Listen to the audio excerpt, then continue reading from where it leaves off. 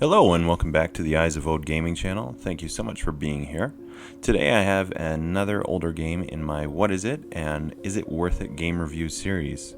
In this video I will go through the various aspects of the game, trying my best to avoid spoilers for new players, and give examples of similar games as well as my personal opinion as to whether I would recommend the game with a thumbs up or thumbs down, and if I personally enjoyed it.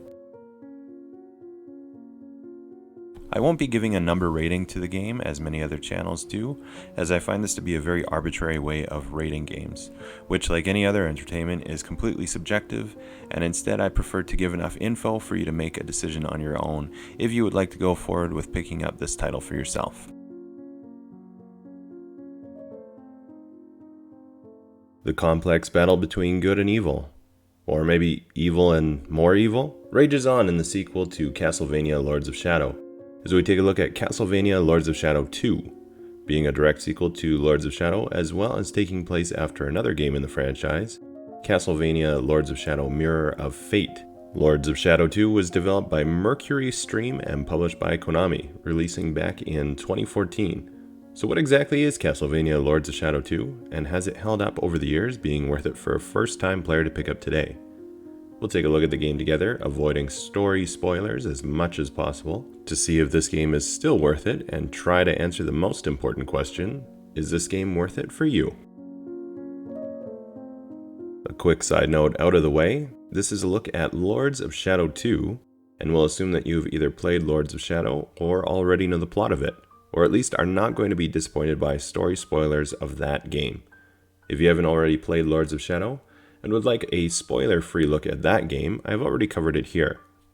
Otherwise, spoiler alert for Lords of Shadow 1 out of the way, let's move on. Lords of Shadow 2 takes place much later chronologically from the first Lords of Shadow. The first time around we were playing as Gabriel Belmont, a hero of the Brotherhood of Light in the year 1047. After the events of the DLC from the first game, Gabriel has now become a vampire and is living under the name of Dracula in the present day. The game itself will see you playing out events in the present day, or possibly near future, as well as switching back in time to Dracula's castle. The time changes will happen naturally throughout the game, and we'll see you flipping back and forth between them as you play through the story.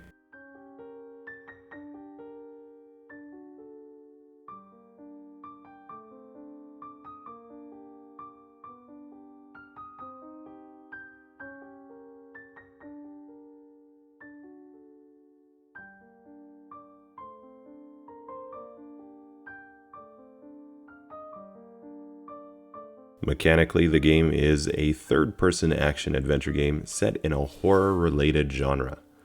I would say the horror aspect is more of a general feeling and atmosphere, as it is not intended as a scare horror game such as an Outlast or Silent Hill. It will play out very similar mechanically to the first Lords of Shadow, though you will have control over the camera this time. Also, you have a new set of abilities as Dracula, such as controlling bats, morphing into a group of rats, and others. There is a lot of jumping and climbing, much like the first, as well as some limited puzzle solving, though these are really not that difficult. Boss fights have returned, and I would say, if anything, they are easier than the first time around, and probably won't pose too much trouble, and can be pushed through with a little perseverance. Other than that, a big change in this one is that the game is set in an open world style. It feels a little limited compared to more modern open world games, though you can still travel around at your leisure between objectives. I felt that the missions were fairly linear regardless, and didn't find myself having the desire to do any real exploring outside of the area that the current objective was taking place in. This could have just been my personal experience. However, the game doesn't seem to put much emphasis on this anyway, and the open world serves more as just allowing for an immersive backdrop for the game, rather than a full mechanic that is integral to gameplay. Graphics are a step up from the first in terms of detail and quality, though it is not a drastic change. I did find the environments slightly less interesting, though this is a personal preference. The sequences that go back in time were much more interesting to me, and the modern world section seemed a little more generic and not as fitting with the general atmosphere of the series. Despite this, the graphics still hold up relatively well today, and the environments all look sharp, NPCs are good, and I didn't encounter any graphical glitches during playthrough. Looking at the other unique features of the game, we now have the Shadow Whip instead of Combat Cross. However, they will behave very similarly.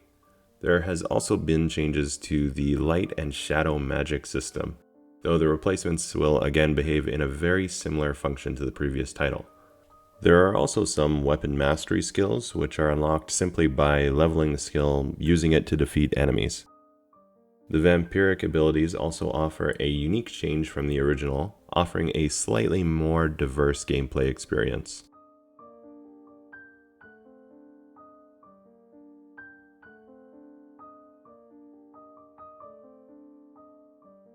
Sound is very similar to the original, overall pretty good and holds up well today. Something that does set this game apart from others is the great voice acting, with notable contributions by Patrick Stewart, Robert Carlyle, Richard Madden, and Jason Isaacs, to name a few. This, as well as other actors involved pulling off some very good performances, really helps to keep you invested in the game story.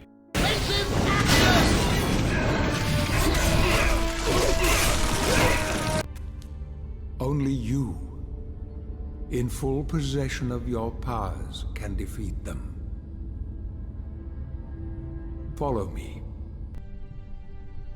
Let's get on with it.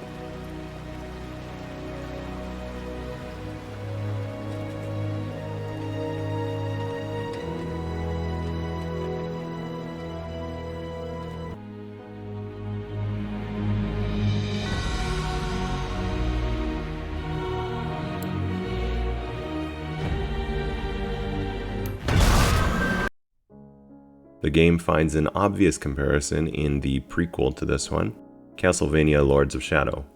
The big difference, of course, being that as Dracula, your powers and abilities will have changed, though interestingly things such as the magic system and your main attack weapon will feel very similar.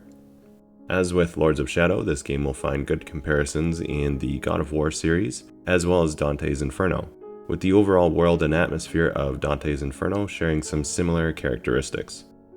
With the modern setting, however, it can still feel pretty different from these games, with the similarities existing within the mechanics and gameplay style. So now that we've looked at some of the features of the game, we reach the point of my review where I give a more subjective look at my personal experience with it. Please keep in mind that the following is just my opinion of the game, and if the features and genre seem interesting to you, you should definitely check it out for yourself, as not all games are for all gamers. The game that you hate might be the next gamer's all-time favorite, which is one of the things that I love about gaming. There's always something for someone out there. So looking at this game with my personal experience, did I enjoy the game, and would I recommend it for a first-time player? Yeah, sure. Yes, sir. Yes, sir. Yeah, sure. I felt a little mixed on this one. I did enjoy the game, though it's impossible not to compare a sequel from the one that came before. I felt that it was a really interesting change being able to play as a vampire with the unique skills and abilities, and the open world concept was a really good addition. I didn't care for the modern world sequences, though I do understand what they were going for with this game, and obviously it fits with the story, but it just felt a little off for me in a Castlevania game. The story also felt weaker to me than the original. It wasn't bad, just not quite as good. Overall, I'd say it was a good game on its own, but a slight letdown as a sequel in the Castlevania franchise. As such, I do recommend it if you're looking for some old school action adventure and puzzle gameplay. If you haven't played the first Lords of Shadow, I highly recommend starting with that one though, as it will make more sense for the story, and I personally felt it was a much better game. I hope you liked this look at Castlevania Lords of Shadow 2. Have you played this one already? Let me know your own thoughts down in the comments section. I'd like to hear if you agreed or disagreed with my personal feelings on it, and what your own experience with the game was like. If you found the video interesting or entertaining, please do consider giving me a like here, and also think about subscribing to the channel. I make and upload a variety of gaming content, and your support really encourages me to continue on. Otherwise, thank you so much for watching today, and until the next time, take care.